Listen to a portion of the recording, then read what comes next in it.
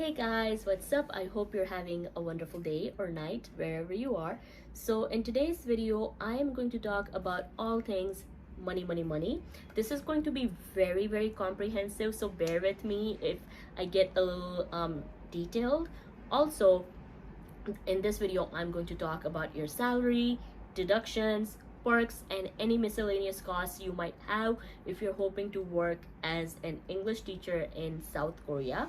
And also, I only worked as an English teacher for private schools, so while I do have secondhand knowledge regarding public schools, I'm not going to touch on that topic because I could end up being wrong. And whatever I mention on this list, it's right in front of me.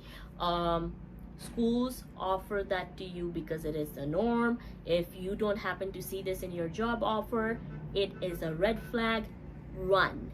Anywho, without making you wait much longer, let's get into it. Point number one, salary. So with a bachelor's degree, teaching certificate, which is not the same as a teaching license, and if you're from a native country, which is an English speaking country, your salary will range anywhere from 2.1 to 2.6 million won, and this depends on your experience and the number of hours you work. Coming back to experience, if you end up working as a teacher long term, you should see a bump in your salary every year by 100,000 or 200,000 won for that increase in experience. And this is true whether you work for the same school or you work for a different school. Now, two other factors that could bump up your salary are your education and the city you end up living in. So for example, if you have a degree in teaching or a degree in English, schools might be incentivized to offer you a higher salary, or you have the negotiating power to ask for a higher salary. And sometimes city schools will offer a slightly higher salary compared to the salary in the countryside because they want to match up the living cost. However, this is not the rule, it is an exception. So shop your way around and be mindful about what the living costs are, where you plan to work, and how much exactly your degree is worth when it comes to teaching in Korea, if it is relevant to a teaching job. Now, point number two, severance.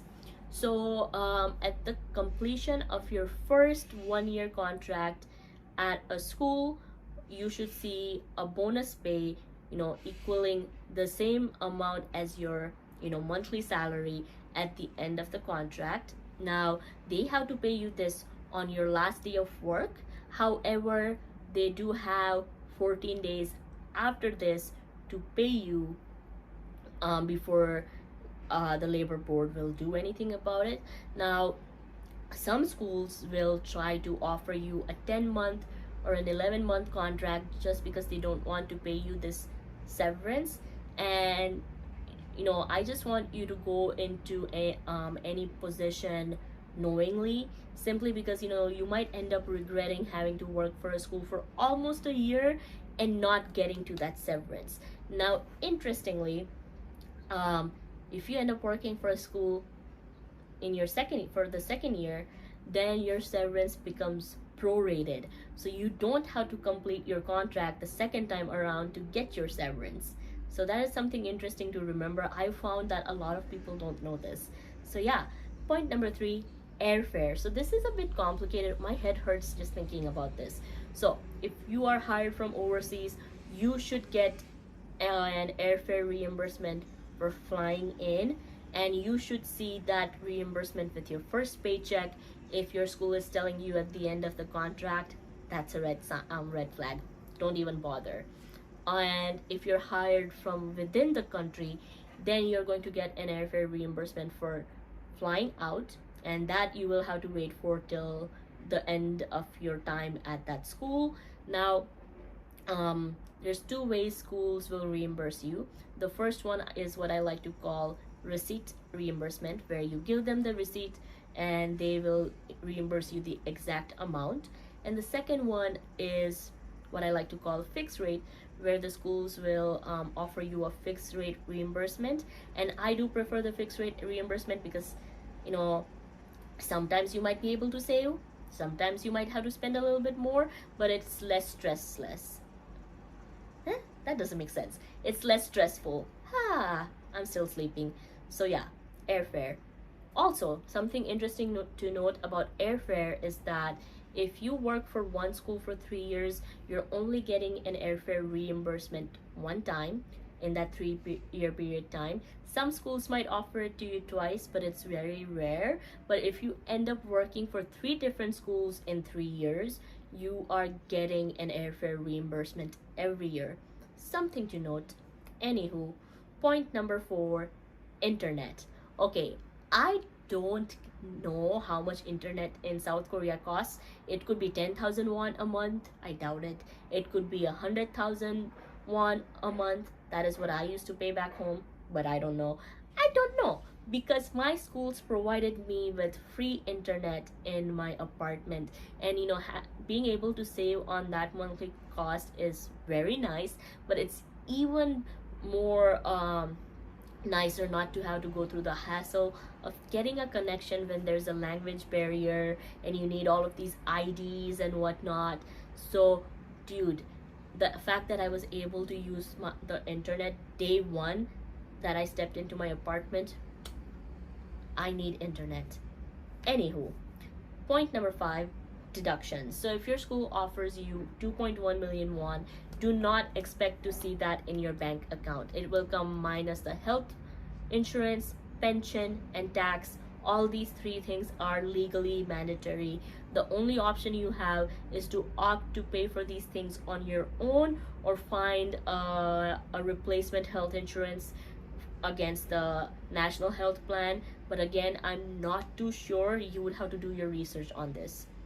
So yeah, the average cost for all of these deductions is anywhere from 200,000 won to 300,000 won. So if you are offered 2.1 million won, expect to see 1.9. So yeah. Anywho, point number 6, housing and housing allowance. I did not used to appreciate housing allowance in the beginning because as a foreigner, getting an apartment is very, very hard. So yeah, but after hearing a lot of horror stories about how people ended up in apartments they hated, I like having the safety of an housing allowance, that just in case I don't like my apartment or it's completely trashy, I have the option to go find something for myself. Now, all schools will offer you housing, right, like an apartment, and most schools will offer you an allowance, right? Some schools only offer you housing. So my preference is to go for a school that offers both, but again, you do you. Now, I was very lucky that I ended up into very beautiful apartments from both of my schools. However, it was my sheer idiocy that I did not ask for pictures, and it comes from the fact that I have a lot of experience house hunting, and I realized that the pictures don't necessarily reflect the condition of the apartment or the house, because God knows when the picture was actually taken. However, it should still give you an idea of how big the apartment is and what it has in it, like the dryer and the bathroom or the fridge and whatnot. And if you can, also ask if you can ask the teacher who you will be replacing or the teacher who is living there, if that teacher can take fresh photos and send it to you. It's always, don't be hesitant to ask that, because people have asked me to do it. So yeah. Anywho, there's something else I wanted to mention about housing allowance. So yeah, schools will offer you a fixed rate housing allowance, and that ranges anywhere from 300,000 to 600,000. And if you're going over the fixed rate of what your school is offering you, then you will have to pay out of pocket. It is what it is. Also, bear in mind that try to find a job where you actually like your apartment, because to get an apartment in Korea you need to have minimum $5,000 or 5 million won deposit money, and people are very hesitant to give foreigners um, an apartment. So yeah, anywho, that was a bit of a tangent. Anyways, point number 7, training. So I had training with my first school, I didn't have training with my second school, but that was because of corona. Now, training is not paid, and that in itself is not a problem. However, some schools have this rule that if you fail training, then they will retract the job offer, you will be jobless, you will have to go back home, and you will not be reimbursed your flight ticket. So if that is something that is going to cause you stress, look for a school that does not require you to be trained, or they're training you but they're not going to fire you. So yeah, anyways, point number 8, public holidays or red days. So you will get two options. The first option is you don't have to come to work and you are paid your normal salary, or you have to come to work, you have to teach, and you will be paid overtime. But this really depends on parental demand for classes, and even if you sign up for the second option, it would be very rare that you actually end up working on a red day. So yeah, anywho, personally I prefer not having to come to work and just being paid my regular salary, because I need my break time. Having that 1 or 2 day off is like refreshing, it helps me reset myself. And also I don't want to deal with the possible risk of my employers not paying me overtime and having to deal with it. So personally, preference is for taking the day off and being paid for it. So next point number 9, is vacation days. So these are not red days or public holidays, these are in addition to that. So vacation days is 1 week off or 5 days off, one time in the summer and one time in the winter. Sometimes it could be fall and spring, it really depends, but normally it is summer and winter. And again, these are paid days off. You should not see any deductions for your vacation days. Now some schools will try to break it up where they'll give you 2 long weekends and have you come in for 3 days in the middle of the week. If you're okay with it, game on. But personally, not me. So I will always look for places that give me 5 consecutive days off. So be very mindful of what you agree to. Okay, point number 10. This is perhaps my biggest gripe with working for South Korea, is 3 paid 6 days. I think it's not enough. And you know what? I would rather have 10 unpaid sick days where I can call in sick and I don't have to go to work, over paid sick day, 3 sick days. I would prefer unpaid 10 sick days. And I say this as someone who comes from a very clean environment and got really sick 4 times throughout my stay in Korea. And I was sick enough where I shouldn't have gone to school, I shouldn't have taught, but I still went because it was more of a hassle to go to the doctor, to get a doctor's note and negotiate my way into me having to convince my bosses that I deserved a sick day off. Like they could see I shouldn't, so the sick day thing is a bloody joke. But by law, actually I'm not too sure, but normally you have 3 paid sick days. Anything less than that, don't 3 is already not enough, so anything less than that is a bloody joke. Anywho, point number 11 is what I like to call miscellaneous costs. Now I don't remember how much I paid for each and every single thing, but I remember the average being $400 or $500. So yeah, and also this comes from my perspective as a Canadian and the Canadian requirements. So this might not apply to you if you are not from Canada.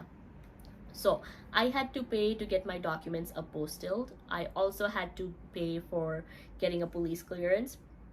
I only had one copy of my bachelor's degree at the time, and the lawyer stamped on it, so it could not stay in my frame anyways because I had to send it to my school. So I went to my university and got two extra copies of my bachelor's degree, one that could sit nicely in my very expensive frame, and second, for just in case I needed a second copy in Korea, and I actually did end up needing it. So good thing I brought an extra copy with me. And anywho, I also had to go to the embassy in GTA and to get a stamp on my documents, and I don't remember if it was $5 or $50, but I had to pay something. But I remember the number 5. Now I don't know if it was 5 or 50, which is very funny to me.